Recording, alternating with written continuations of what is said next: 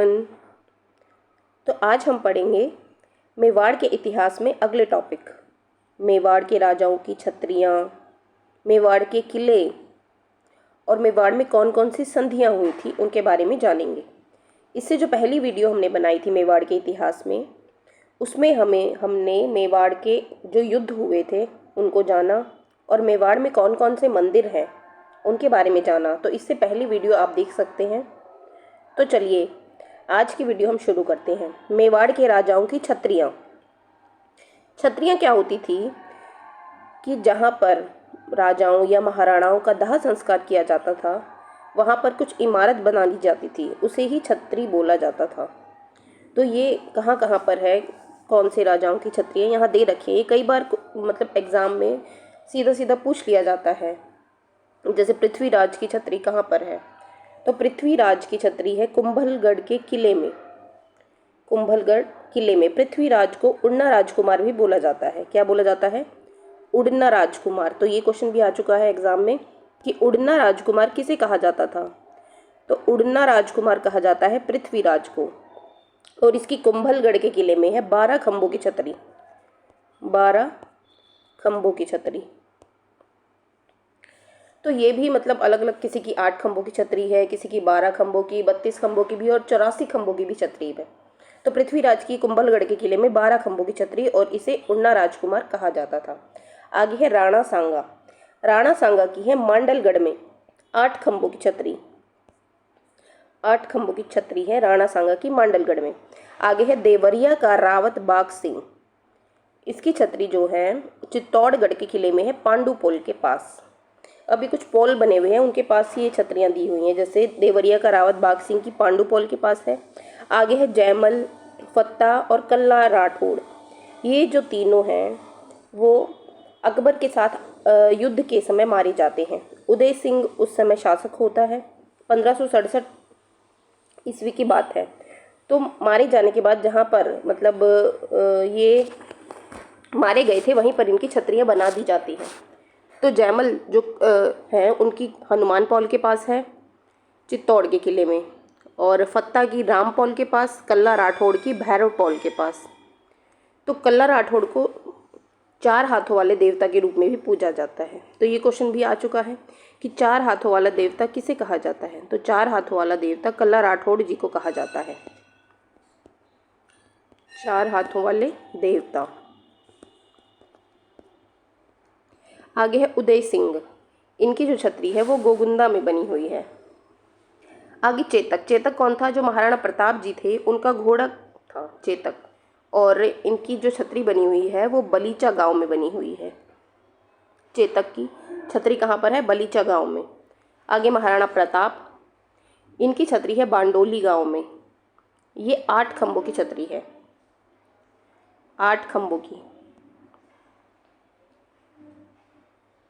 और ये बनवाई थी अमर सिंह ने। आगे है महाराणा अमर सिंह। इनकी छतरी है आहड़ में। यह मतलब आहड़ में बनी हुई पहली छतरी थी महाराणा अमर सिंह की। और इसके बाद जितने भी मेवाड़ के शासक हुए थे उनकी सबकी छतरियाँ कहाँ बनने लगी? आहड़ में ही, मतलब आहड़ में बनने लगी। तो हमने ये जो मेवाड़ की प्रमुख छतरियाँ हैं उनके बारे में पढ़ा, तो आप इनको ध्यान से देखकर याद कर लीजिएगा। तो चलिए नेक्स्ट है हमारे मेवाड़ के किले। अब मेवाड़ के किले हैं वो मतलब बहुत ही भव्य और सुंदर हैं, और कुंभा ने सबसे ज़्यादा संख्या में उनको बनवाया हुआ है। एक बार वीर विनोद जो मतलब पुस्तक है वीर विनोद, उसके लेखक हैं श्यामल दास। वीर विनोद।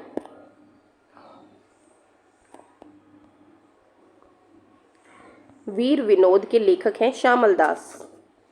इसको भी याद रखिएगा, ये कई बार पूछ लेते हैं कि जो वीर विनोद पुस्तक है उसके लेखक कौन है? श्यामल दास। हालांकि आगे जो पुस्तकें वगैरह होंगी मैं उसमें करवा दूंगी। वीर विनोद के लेखक हैं श्यामल दास। तो उनके मुताबिक कुंभा ने मेवाड़ के 84 किलो में से 32 खुद बनवाए थे। 84 किलो में से 32 जो है वो कुंभा ने बनवाए थे। इसलिए मेवाड़ की स्थापत्य कला का जो जनक है वो किसे कहा जाता है? कुंभा को। कुंभा को मेवाड़ की स्थापत्य कला का जनक कहा जाता है। आगे चले देखते हैं। तो कुंभलगढ़ किला किसने बनवाया था? कुंभा ने। और इसका वास्तुकार कौन था? मंडन। और ये कहाँ पर है? राजसमंद झील के पास। तो किसने कहा था कि 84 में से 32 किलों को कुंभा ने स्वयं बनवाया था? ये कहा था वीर विनोद के लेखक श्यामल दास जी ने। तो कुंभलगढ़ किला बनवाया था कुंभा ने। इसका वास्तुकार कौन था? मंडन। ये भी ध्यान रखिएगा आप कि कुंभलगढ़ किला किसका जो वास्तुकार है वो कौन है? मंडन। आगे है कटारगढ़। इसको कुंभा का निवास, जो मतलब ये कुंभा का निवास था कटारगढ़। तो कटारगढ़ क्या था? जहाँ पर मतलब कुंभा निवास करता था। सबसे ऊंचा भाग था ये कुंभलगढ़ के किले का, सबसे ऊंचा। और कटारगढ़ को आई ऑफ मेवाड़ भी बोला जाता है, ये ध्यान में रखिएगा आप। Eye of Mewar, eye of Mewar. तो आई ऑफ मेवाड़ किसे कहा जाता है? कटारगढ़ को। आगे है अचलगढ़। अचलगढ़ इसका भी कुंभा ने निर्माण करवाया। आगे बासंती किला, इसको कुंभा ने सिरोही में बनवाया था। आगे मचाल किला, इसको भी सिरोही में। बहराट किला, इसको बदनौर में बनवाया गया था। बहराट किले को कहाँ बनवाया गया था? बदनौर में। आगे है भोमट किला, इसको बनवाया गया सिलवाड़ा में। और किस लिए बनवाया गया था? इसको भीलों पर नियंत्रण रखने के लिए। ये ध्यान में रखना कि भीलों पर नियंत्रण रखने के लिए कौन सा किला बनवाया गया था? भोमट का किला। ओके, नेक्स्ट है जग मंदिर महल। ये करण सिंह ने बनवाए थे। करण सिंह ने मतलब उदयपुर में इसका निर्माण कार्य शुरू करवाया था। हालांकि ये पूरा नहीं हो सका था। और पूरा किसने करवाया था? जगत सिंह ने। तो करण सिंह ने जग मंदिर महलों की शुरुआत की थी और इसको पूरा करवाया था जगत सिंह ने उदयपुर में। आगे दिलखुश महल। दिलखुश महल ये भी करण सिंह ने बनवाया उदयपुर में।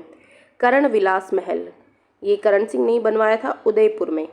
आगे जग मंदिर महल, जो अभी हमने आपको बताया, इसका निर्माण करवाया था करण सिंह ने और इसको पूरा करवाया था जगत सिंह ने। आगे जगत विलास महल, ये जगत सिंह द्वितीय ने बनवाया था उदयपुर में। सज्जनगढ़ का किला, सज्जन सिंह ने उदयपुर में। गुलाब बाग, सज्जन सिंह ने उदयपुर में। तो ये प्रमुख जो मेवाड़ के किले बनवाए गए थे उनको मैंने यहाँ इंक्लूड किया है। इनको ध्यान से याद कीजिएगा, सीधे सीधे तौर पर पूछ लिए जाते हैं कि कटारगढ़ किसने बनवाया था, या बासंती का किला कहाँ बनवाया गया था, ऐसे। तो चलिए नेक्स्ट है संधियाँ।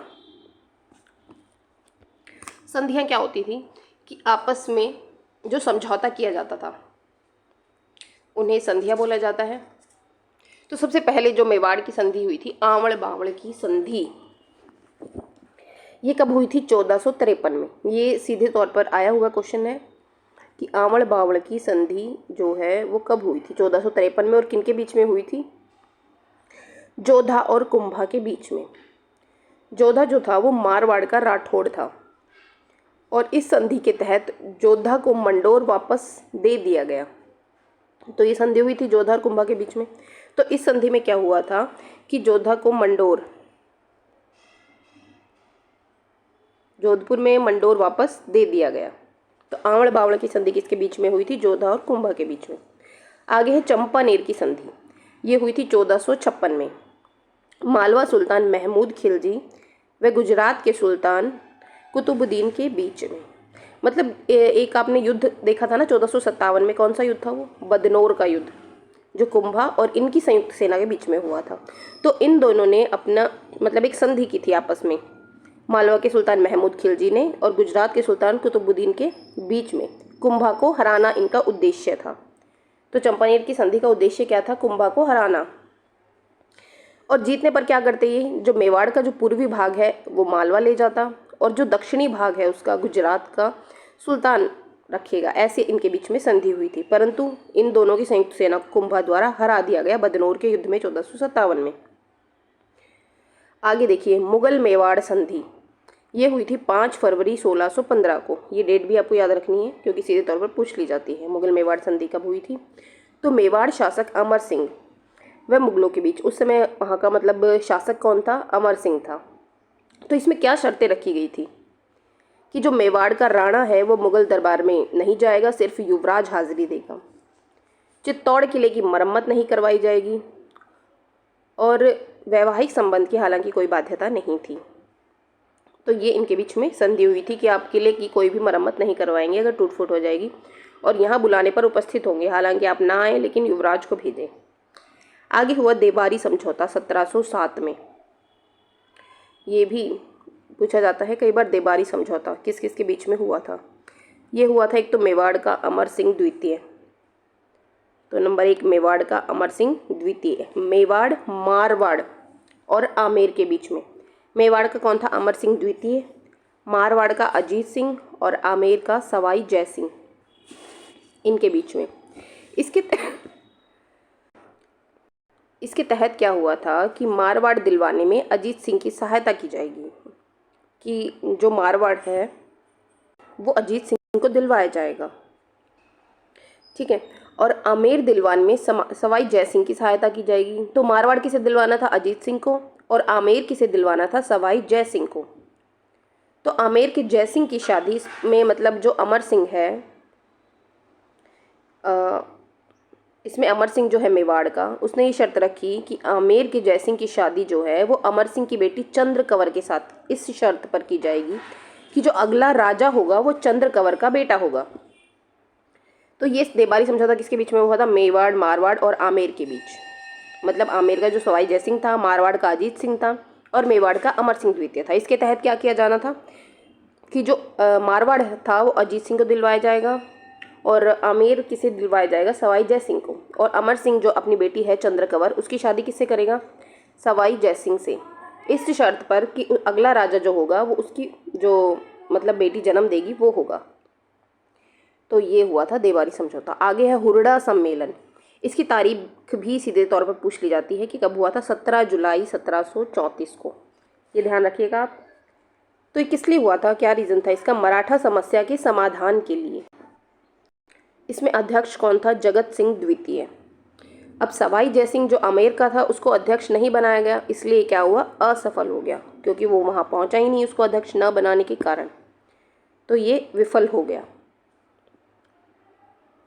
तो हमने आज पढ़ा इसमें मेवाड़ के जो राजाओं की प्रमुख छत्रियां हैं उनके बारे में, मेवाड़ के किलों के बारे में, और मतलब मेवाड़ जो स्थापत्य कला का जनक कुंभा को बोला जाता है, किसने कहा था? वीर विनोद के लेखक श्यामल दास जी ने। इसको आपको ध्यान में रखना है।